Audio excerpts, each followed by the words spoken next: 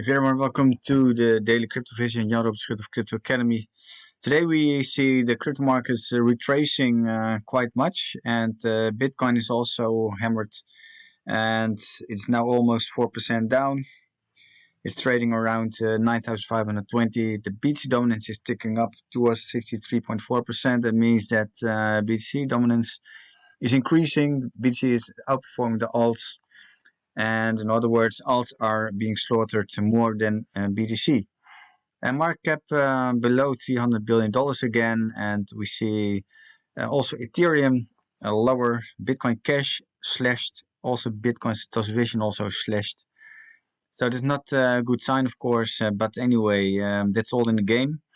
And I think that this correction could imply very nice buying opportunities. And yesterday, actually, I bought some alts as well. Saturday, I sold everything on BBOD, and now I've got a position on for the weekly portfolios, HODL portfolio, and also the dollar cost averaging portfolio. If you take a look at news, it is for football and soccer fans. It's quite nice to see that 1 million UEFA tickets will be distributed via blockchain in 2020. And soccer fans in Europe will join the ranks of early blockchain adopters thanks to a new initiative by the European Union Football Association, UEFA.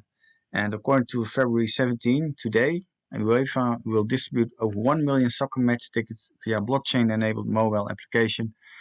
The organization claims that this new ticketing system will make entry into the stadium smooth, safe and secure. The new blockchain-based mobile ticketing solution is meant to prevent the duplication and replication of tickets by QR codes only being activated by Bluetooth once fans are in close proximity to the stadium. And the app will be available for download towards the end of May for both Android and iOS devices. So it's from Apple. And tickets will be delivered no later than 7 days before the match. And UEFA expects to deliver over 1 million mobile tickets to fans across all 51 matches. UEFA decided to adopt the system in an attempt to facilitate ticket distribution to what is expected to be the most in-demand UEFA Cup ever. UEFA also stated digital ticketing will help curb paper consumption and be more convenient for soccer fans. And I think also to be sure that your tickets are real. Quote, supporters who purchase Follow My Team tickets will receive their mobile tickets only once their team has qualified by a specific match. And the ability to deliver mobile tickets to fans close to match day will considerably enhance the fan journey, as fans will no longer be required to visit ticket collection points to exchange ticket vouchers, unquote.